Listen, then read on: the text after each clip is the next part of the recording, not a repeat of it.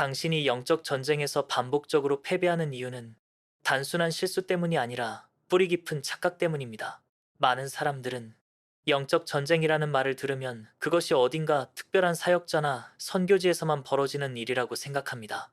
하지만 진짜 전쟁은 바로 당신의 일상, 마음, 생각, 관계, 재정, 감정의 자리에서 일어나고 있습니다. 그런데도 당신은 아무 일 없다고 스스로를 속입니다. 바로 이 자기기만이 패배의 시작입니다. 성경은 분명히 경고합니다. 베드로전서 5장 8절에서 너희 대적마귀가 우는 사자같이 두루다니며 삼킬 자를 찾나니 라고 말씀합니다. 사탄은 당신이 방심하는 순간을 기다립니다. 그러나 사람들은 내가 예배에 참석하고 있으니, 내가 교회 안에 있으니, 내가 종교적인 열심이 있으니 괜찮다고 착각합니다.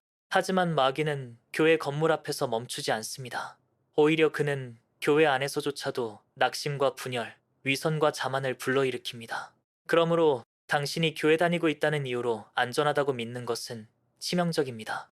또 한 가지 흔한 착각은 감정적인 열정이 곧 영적 능력이라고 여기는 것입니다. 예배 시간에 눈물을 흘리고 큰 소리로 찬양하며 기도할 때 그것을 힘이라고 착각합니다. 그러나 실제 전쟁의 순간은 예배당을 나서는 순간부터 시작됩니다. 말씀을 붙잡지 않는 열정은 불꽃처럼 잠시 타올랐다가 사라집니다. 마태복음 13장에서 예수께서 말씀하신 씨 뿌리는 비유를 기억하십시오. 돌밭에 떨어진 씨는 잠시 기쁨으로 받으나 뿌리가 없어 환난이나 핍박이 올 때 곧 넘어집니다. 당신이 감정의 불꽃에 만족하며 깊은 뿌리를 내리지 않는다면 작은 시험 앞에서도 쉽게 쓰러질 수밖에 없습니다. 또 사람들은 사탄의 전략을 너무 단순하게 생각합니다. 대부분은 죄의 유혹, 음란이나 탐욕 정도로만 이해합니다. 그러나 사탄의 관계는 훨씬 더 교묘합니다. 그는 관계를 깨트리고 마음에 두려움을 심고 거짓된 정체성을 속삭이며 하나님의 약속보다 세상의 소리에 더 귀 기울이게 만듭니다. 에베소서 6장은 마귀의 관계를 능히 대적하기 위하여 하나님의 전신갑주를 입으라고 명령합니다. 그런데 당신이 그의 전략을 단순화하는 순간 이미 함정에 빠져드는 것입니다. 또 다른 치명적인 착각은 영적 전쟁을 외적인 사건으로만 보는 것입니다. 당신은 사업이 잘 안 풀릴 때, 건강에 문제가 생길 때, 인간관계가 꼬일 때만 영적 전쟁이라고 여기지만 사실 가장 치열한 전투는 당신의 마음과 생각 안에서 벌어집니다. 고린도후서 10장 5절은 모든 생각을 사로잡아 그리스도에게 복종케 하라고 말합니다.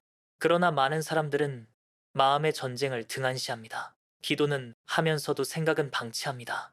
묵상은 하지 않으면서 감정은 내버려 둡니다. 그때 사탄은 조용히 침투합니다.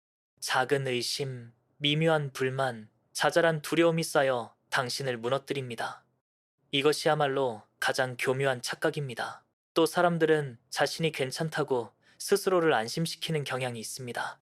하지만 실제로는 전혀 괜찮지 않은 경우가 많습니다. 당신이 말씀을 멀리하면서도 나는 여전히 강하다고 생각하는 순간 이미 사탄은 당신의 빈틈을 파고들고 있는 것입니다. 그럼에도 불구하고 당신은 스스로를 위로합니다. 나는 나름 기도하고 있어. 나는 나름 교회에 속해 있어. 나는 아직까지 큰 죄에 빠지지 않았어. 그러나 이것은 착각입니다. 영적 전쟁에서 가장 무서운 것은 바로 스스로 괜찮다고 속이는 자만입니다. 당신이 진짜로 무장하지 않았다면 당신은 이미 무너지고 있는 중일 수 있습니다. 이사야 41장 10절은 두려워하지 말라 내가 너와 함께함이라 놀라지 말라 나는 네 하나님이 됨이라 라고 말씀합니다. 하나님은 두려워하지 말라고 하시지만 동시에 그분은 준비 없이 살라고 말씀하지 않으십니다. 당신이 오늘 전신갑주를 입지 않는다면, 당신이 오늘 진리의 말씀으로 자신을 채우지 않는다면 당신은 이미 패배의 길을 걷고 있는 것입니다. 그러므로 지금 스스로에게 물어야 합니다. 나는 실제로 하나님의 전신갑주를 입고 있는가? 나는 매일의 삶에서 진리의 말씀으로 무장하고 있는가? 나는 기도의 자리를 지키고 있는가? 나는 믿음의 방패로 불화살을 막아내고 있는가? 나는 구원의 투구로 마음을 지키고 있는가? 나는 성령의 검, 곧 하나님의 말씀을 날마다 붙잡고 있는가? 이 질문에 정직하게 대답하지 못한다면 이미 착각 속에 갇혀 있다는 증거입니다. 그러나 하나님은 여전히 기회를 주십니다. 당신이 지금이라도 착각의 잠에서 깨어나면 됩니다. 영적 전쟁은 당신이 원하든 원하지 않든 이미 시작되었습니다. 더 이상 미룰 시간이 없습니다. 당신이 스스로 괜찮다고 생각하는 그 순간이야말로 가장 위험한 순간입니다. 그러므로 깨어 기도하며 말씀으로 무장하고 성령의 인도하심에 민감하게 반응하십시오. 패배의 길을 거부하고 승리자의 길을 선택하십시오. 그것이 하나님께서 당신에게 원하시는 길이며 그것이 당신이 살 길입니다. 그러나 사탄은 단순한 착각만으로 당신을 넘어뜨리려 하지 않습니다. 그는 눈에 보이지 않는 심리적 함정을 정교하게 깔아놓고 당신이 스스로 걸려들기를 기다립니다. 그중 첫 번째는 비교입니다. 당신은 다른 사람과 끊임없이 자신을 비교합니다.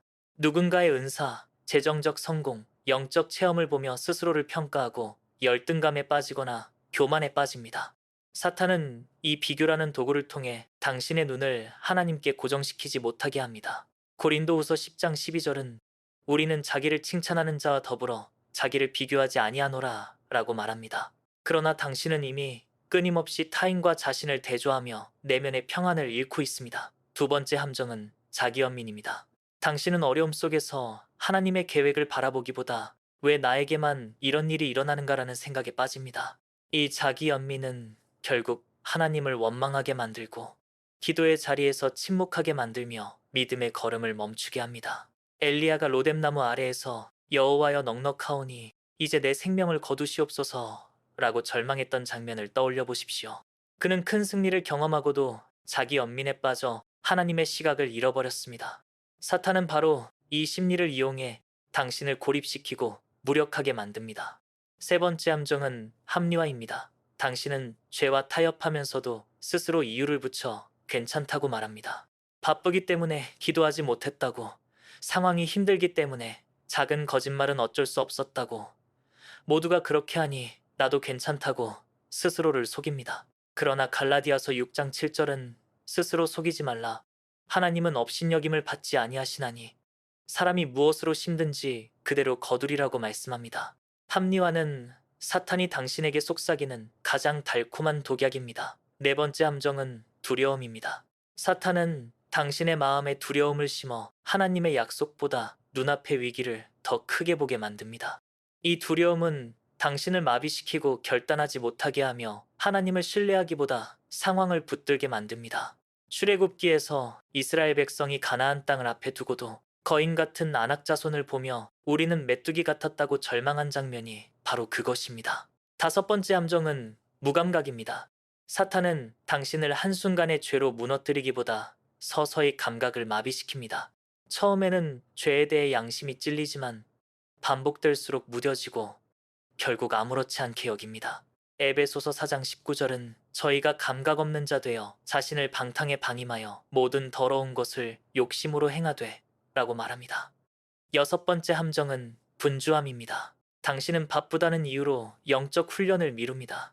기도할 시간이 없다고 말하고 말씀 읽을 시간이 없다고 합리화합니다. 하지만 진실은 사탄이 분주함이라는 올가미로 당신을 묶어두었기 때문입니다.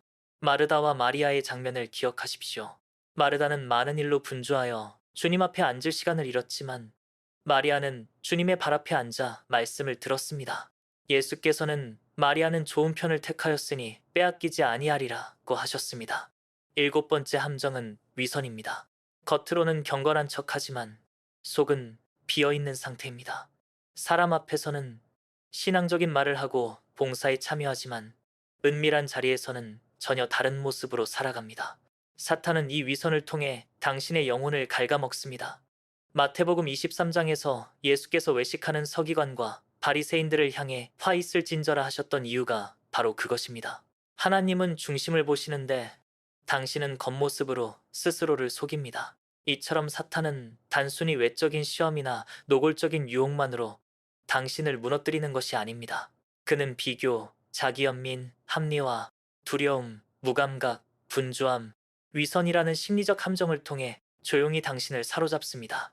영적 전쟁에서 지는 사람들은 이 함정들을 함정으로 보지 못하고 그냥 내 성격이 그렇다, 상황이 그렇다, 원래 그렇다고 넘겨버립니다.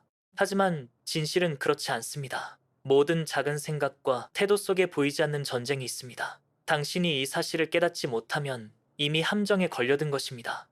그러므로 지금 필요한 것은 각성입니다. 비교를 끊어내고 감사로 눈을 돌려야 합니다. 자기 연민에서 벗어나 하나님의 계획을 다시 붙잡아야 합니다. 합리화된 변명을 내려놓고 회개해야 합니다. 두려움을 이사야 41장 10절의 약속으로 몰아내야 합니다. 무감각해진 마음을 회개로 깨워야 합니다. 분주함 속에서도 주님의 발 앞에 앉는 시간을 가장 먼저 확보해야 합니다. 위선의 가면을 벗고 중심을 하나님께 드려야 합니다. 이것이야말로 심리적 감정을 이기는 길입니다. 기억하십시오. 영적 전쟁은 거대한 싸움으로만 다가오는 것이 아니라 당신의 마음과 생각, 태도의 미묘한 틈새에서 일어납니다. 그 작은 틈을 방치하면 결국 큰 패배로 이어집니다. 하지만 그 작은 틈을 말씀과 기도로 메운다면 당신은 어떤 심리적 함정 앞에서도 흔들리지 않는 승리자가 될 것입니다. 이제 선택은 당신에게 달려 있습니다. 착각 속에 머물며 함정에 걸려들 것인지 아니면 오늘 말씀 앞에서 눈을 뜨고 진짜 전쟁을 싸울 것인지 그 결단이 당신의 미래를 결정할 것입니다.